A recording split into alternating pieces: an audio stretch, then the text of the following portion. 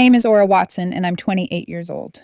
If you'd asked 10-year-old me what success looked like, I probably would have said owning a vending machine or being rich enough to buy 2 sodas a day and not have to share. Now at 28, success looked like a number on a screen, 432,000 MX travel points. It also looked like 3 years of saying no to Ubers and yes to late-night buses, sleeping in airports instead of booking layover hotels, and packing protein bars instead of buying real meals on flights.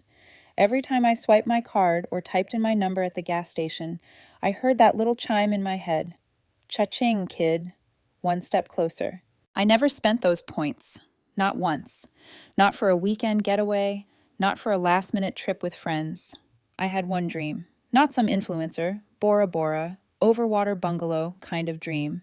I just wanted one real vacation. Quiet beach, no work calls, hammock, audiobook. That was it. Something that said, "Hey kid, you made it out." So when I finally decided to use the points, I lit a cheap candle, sat in my tiny studio apartment, under my half-broken ceiling fan, and opened my laptop like I was about to open a treasure chest. Except my account balance didn't say 2,000. It said 200. At first, I thought it was a glitch.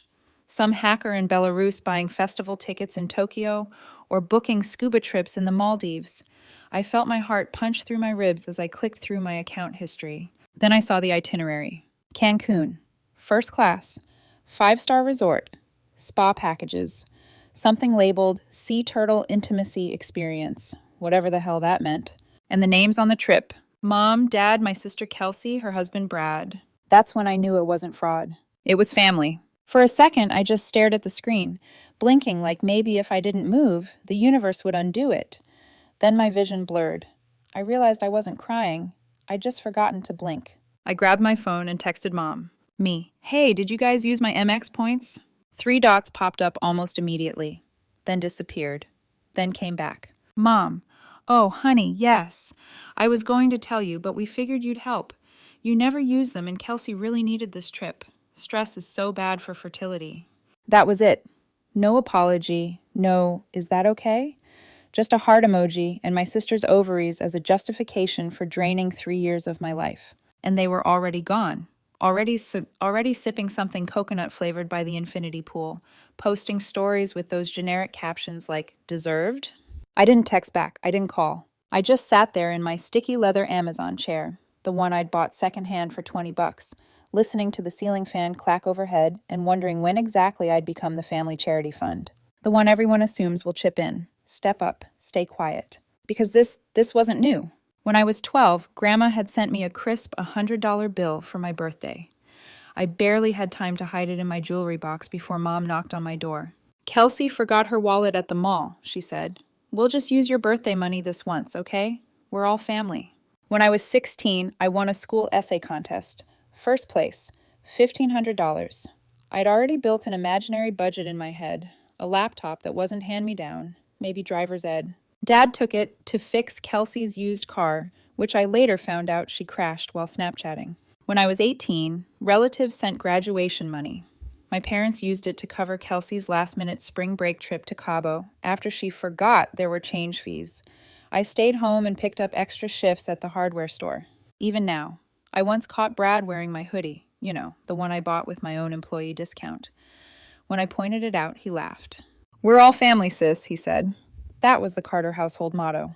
We're all family, until it was time to split the check. I used to think maybe if I just worked harder, prove myself more, they'd see me differently. If I could just be successful enough, generous enough, quiet enough, then I'd finally stop being the default resource and start being a daughter. But that line kept moving. No matter how much I did, no matter how much I saved, no matter how little I asked, I was always the reliable one. Reliable enough to drain, invisible enough to ignore. But this was a new level. I stared at the itinerary again, my name nowhere, my points everywhere. Then I did the most mature, rational thing a burnt-out, boundaryless 28-year-old could do. I logged into the airline app and opened their return flight. Status: confirmed, non-refundable, fully changeable, all booked with my account. There was a little voice inside me that sounded like every therapist I never went to. "Aura, be the bigger person." Then there was another voice, a louder, sassier one that sounded exactly like my college roommate after 2 tequila shots. "Be petty." Guess which one I picked? Canceling the flight was absurdly easy. Disturbingly easy. Like, why does the app give a petty gremlin like me this much power easy? One drop-down menu, one modify trip button, a few clicks. In seconds, their return flight was officially moved to December of the following year. Not even direct. 3 layovers, 1 overnight. Have fun in Newark, Brad. I didn't delete their flight. I'm not evil. I just sent their grand return to the US on a 13-month sabbatical. The screen flashed a cheerful green message. Update confirmed. I sat back in my chair like a Bond villain who'd just launched a missile, except my evil lair was a studio apartment with flickering lights and an air fryer that beeped randomly for no reason. And here's the part that surprised me. I didn't feel guilty. Not even a flicker. What I felt, if I'm really honest, was clarity. Not revenge, not I'll show them. Just a clean, quiet line inside my chest. For the first time in years, I had drawn an actual boundary. Not a sarcastic comment at Thanksgiving. Not a passive-aggressive meme in the family group chat. A line. I closed my laptop and wandered into the kitchen, still buzzing on adrenaline. I made myself a sandwich that suddenly felt like a Michelin star tasting menu. Sourdough, avocado, sliced turkey, baby spinach, goat cheese, and my forbidden indulgence, sun-dried tomatoes. I didn't even sit down. I ate it standing up like a queen, overseeing her reclaimed kingdom. Then I cleaned. Not because it was messy, but because I wanted to. Like if I cleared physical space, maybe the emotional space I'd just opened wouldn't collapse. I vacuumed. I wiped the counters. I used glass cleaner on my mirror for the first time in months, maybe years. I put on an old playlist I hadn't touched since college, early 2000s emo bangers, and found myself wiping baseboards while screaming lyrics about heartbreak and eyeliner. It was glorious. Still no texts, no missed calls, no "did you mess with the flights?" panic. Panic. And that was fine. I didn't want to gloat. I didn't want to argue. I just wanted the power dynamic to shift, even if they didn't know it yet. Around 4 p.m., the smell of cleaning products gave way to something else. Thai food cravings. The expensive kind from the place I always skipped because Dad's voice lived in my head hissing, "You should save your money." Not tonight. I ordered pad thai, spicy eggplant, mango sticky rice, and 2 spring rolls just because. I even tipped the driver extra. I ate it in front of a trashy dating show, laughing alone in my clean apartment, every bite tasting like a tiny rebellion. I'd spent years living on discount ramen and hoarding rewards points like a scavenger.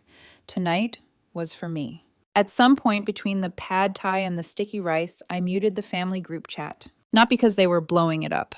They weren't. I just knew eventually it would start buzzing, and I didn't want the sound of their panic invading my little bubble of peace. Later that night, I lit the fancy candle my ex-boyfriend had bought me for my birthday. I'd never burned it before. I'd been saving it. For what exactly? A visit from royalty? A personal breakthrough? Well, consider the breakthrough delivered. The scent of bergamot and sandalwood filled the room. It smelled like justice. Then I took the longest shower of my life. Washed my hair twice. Shaved. Moisturized. I even flossed. Who was this woman? By the time I slid into bed, clean sheets, cool pillow, soft candlelight flickering on the wall, I felt something I hadn't felt in years. Stillness. No guilt, no resentment, no mental gymnastics about whether I was being dramatic. Just peace. They didn't know it yet, but I had just taken something back. Not just my points, not just a flight. Me. The first ripple hit 2 days later. Not a call, not a text. Just a forwarded email from the airline. Subject line, itinerary change. Flight AB714, departure modified. I opened it slowly, half expecting some dramatic, "Your family has filed a complaint" message. But no, it was just an automatic system notice confirming the change I'd already made. No one from my family had touched it. Nobody had even noticed yet. So far, so good. I sipped my overpriced cold brew the next morning like I was an innocent bystander, because technically I was.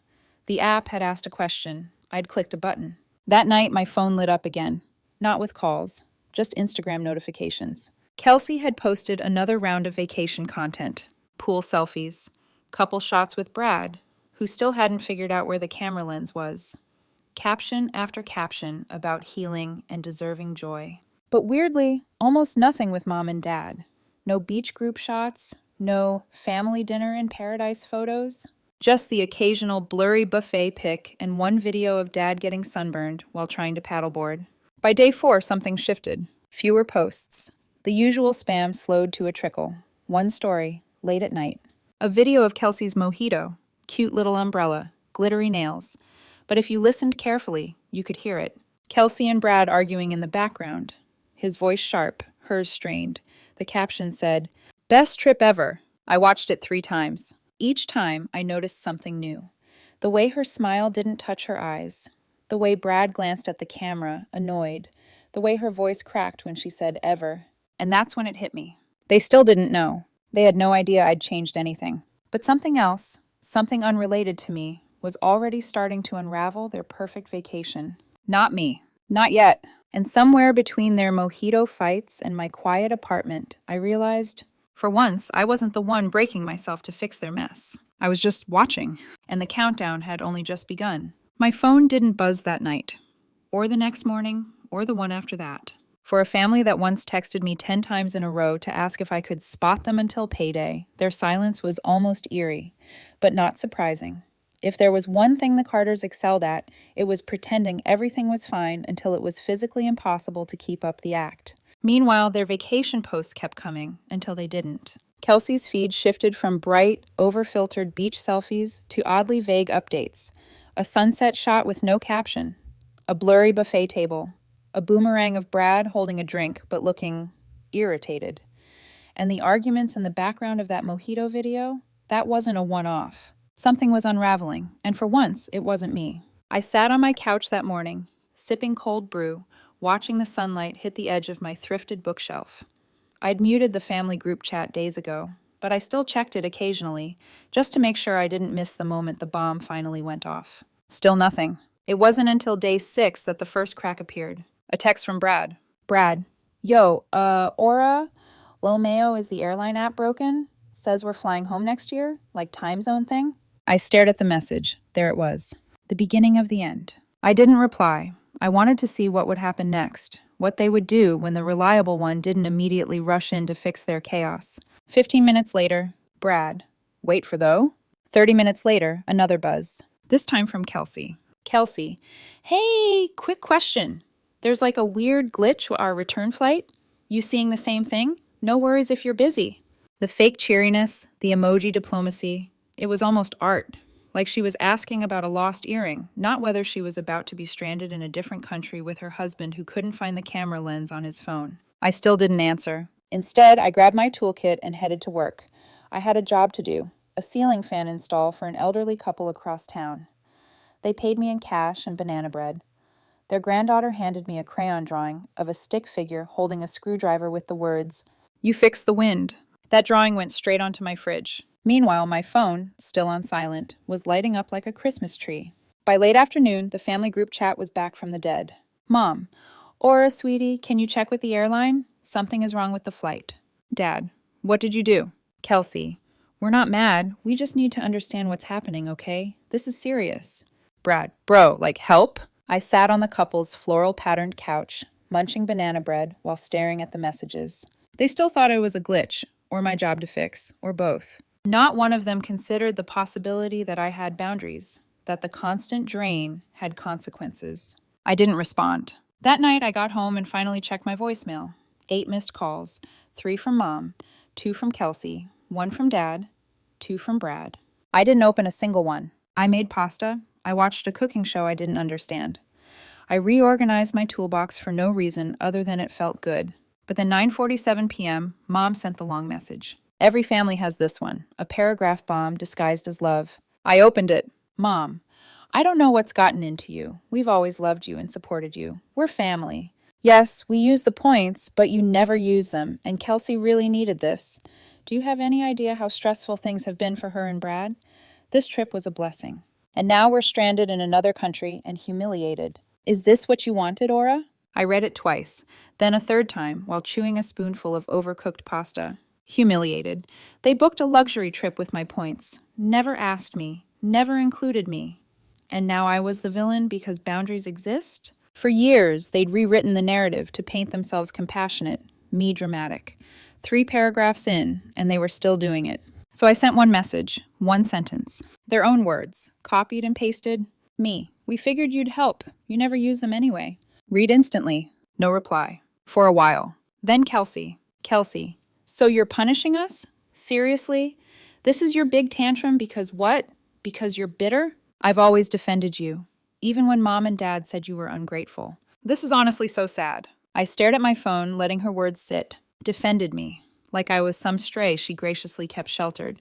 Like I owed her applause for not trashing me more. I didn't respond. 5 minutes later, Dad, fix this, or don't bother coming home.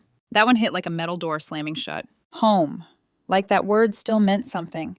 Like they hadn't spent most of my life turning it into a place I had to earn, prove, or pay for. I stared at the screen until it dimmed on its own. Then, quietly, calmly, I turned the phone off and slid it under the couch. It felt symbolic, like putting down a weight I'd carried since childhood. A soft knock came about an hour later. I opened the door to find Grace, my elderly neighbor, holding a warm tray of lasagna like some kind of fairy godmother of boundaries. You look like someone who could use a reset, she said, handing it over. And carbs.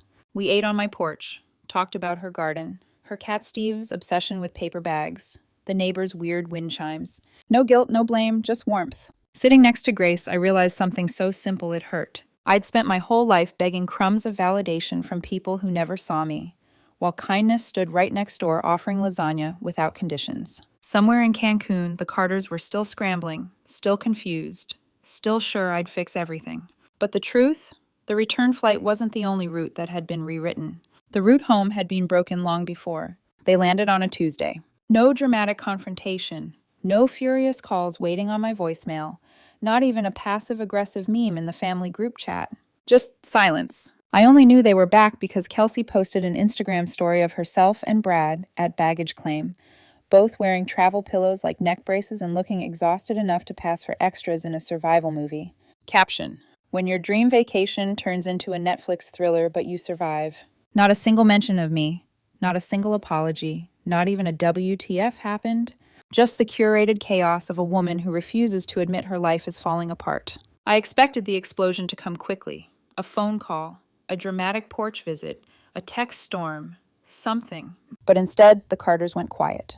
And to my surprise, I didn't miss the noise. Life without them was quiet and good. For the next 3 days, I worked.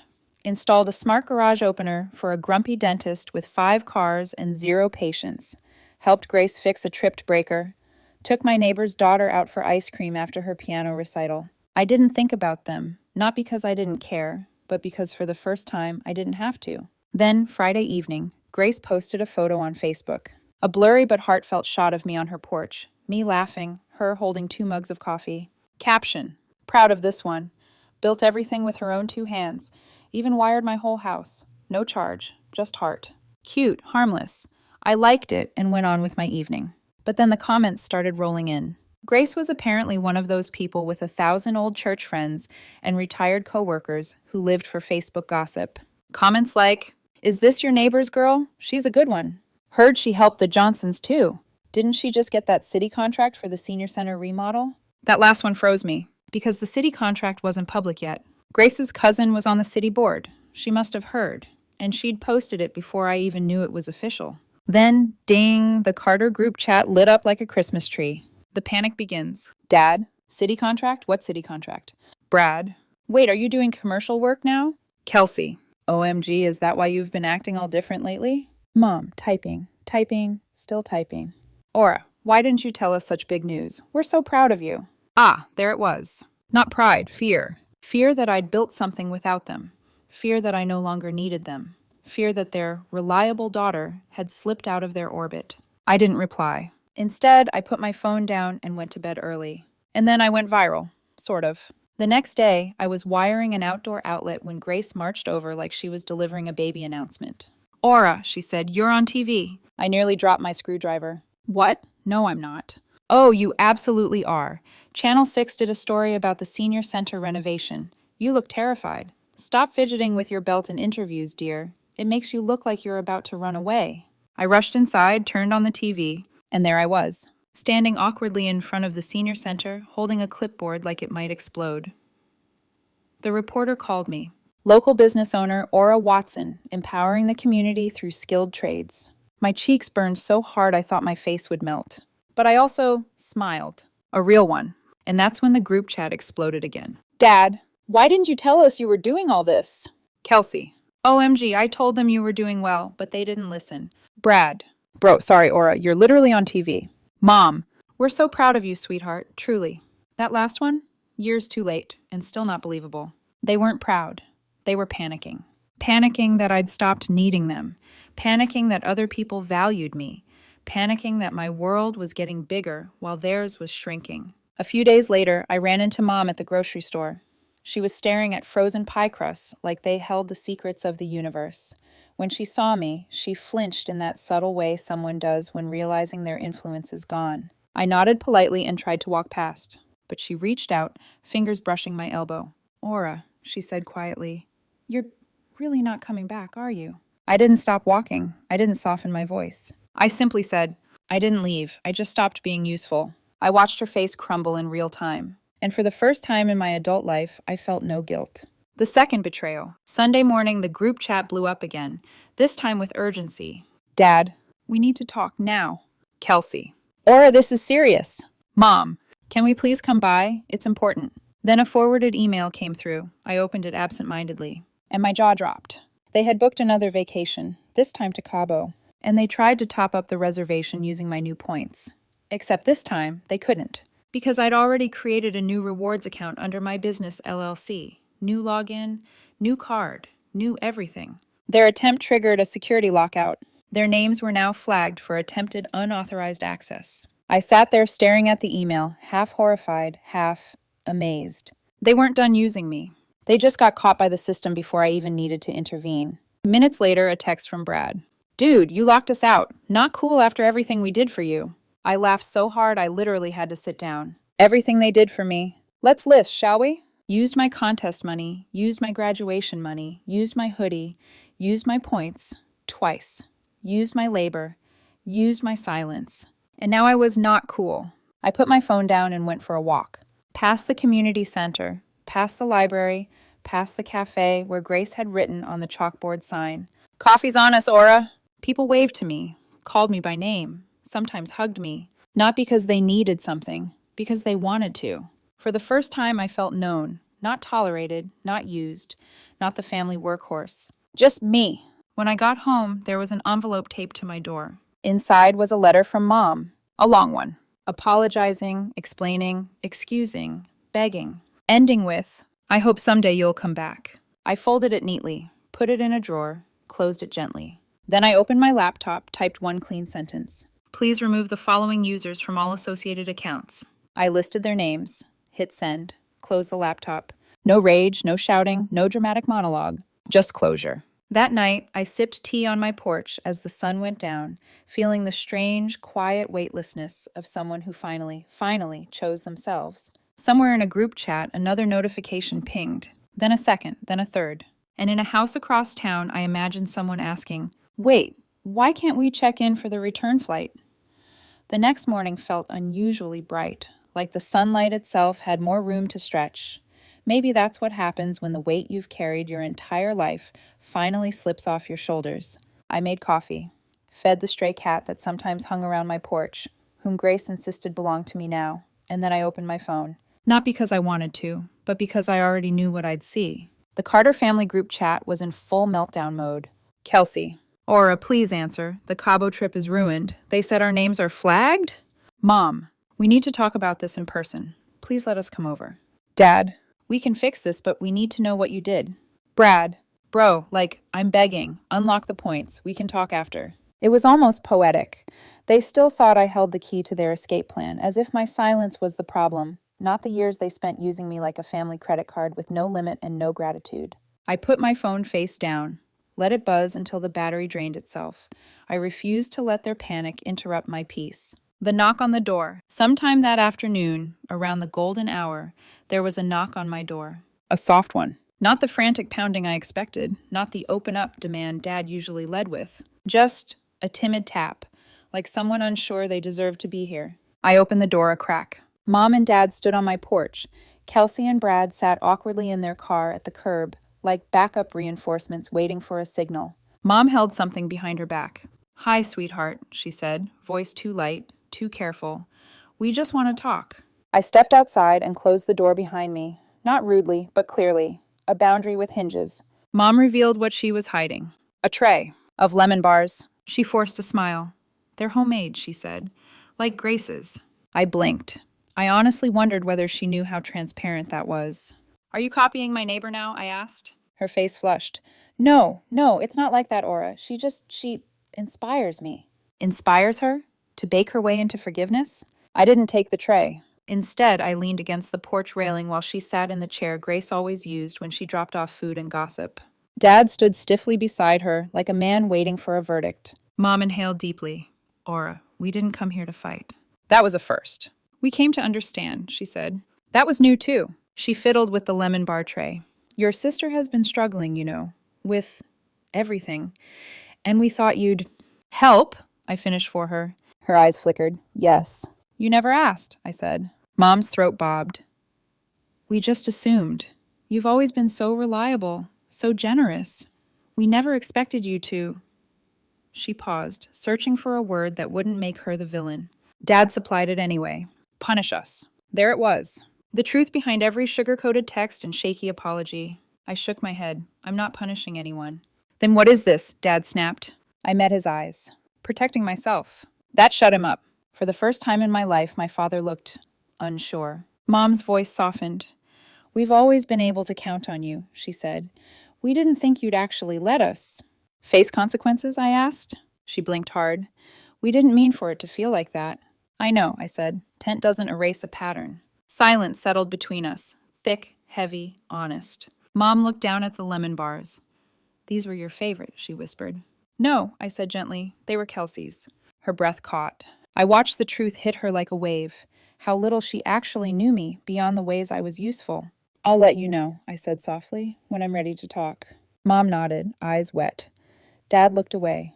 Neither fought me. Neither demanded anything. That was their apology. Quiet, imperfect, human. And then I opened my door, not slamming it, not shutting them out with fury, just closing it with the kind of calm that comes from finally choosing yourself. A chapter ending soft as a sigh. But life has a way of making things loud again. 2 days later, Grace posted another picture of us on Facebook. Her, me, and Steve the cat, who had crawled onto my lap mid-photo. Caption: Some people grow flowers. Some people grow strength. Proud of this girl.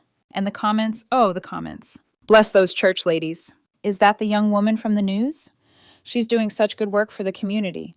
Heard she refused a higher contract to keep the senior center affordable. What a blessing. It was sweet. It was flattering. It was absolutely none of my parents' business. But the Carter family clicked view all comments anyway, because the group chat exploded again. Kelsey. Wait, you turned down money? Since when do you have that luxury? Mom. Aura, why didn't you tell us what you're doing with your business? Dad, we want to be part of your success. And there it was. Not remorse, not reconnection. Entitlement, dressed as interest, decorated with emojis. They didn't want me. They wanted my accomplishments. My reputation, my access, my rising status. 2 days later, another message. Brad, so can you fix our flights now? Cabo is in 2 months. I didn't reply. The final cut. That evening, I opened my laptop. Typed a single sentence to customer support. Please permanently remove the following individuals from all associated accounts and prevent future access attempts. I listed every Carter. Clicked send. Then I made myself dinner. Pasta again. Better this time. Less overcooked. A little butter. A little basil from Grace's herb garden. It tasted like peace. A soft peace. A quiet peace. A mine peace. Later that night, as I sat on the porch drinking tea, my phone buzzed with one more message. This time in the family group chat. Kelsey, why can't we check in for the return flight? The system says we're blocked again. I smiled into my tea. Because for once, I owed them nothing. No explanation, no apology, no rescue. Their return flights weren't the only thing they'd lost access to. They'd lost access to me. And I, finally, blessedly, had found my way home.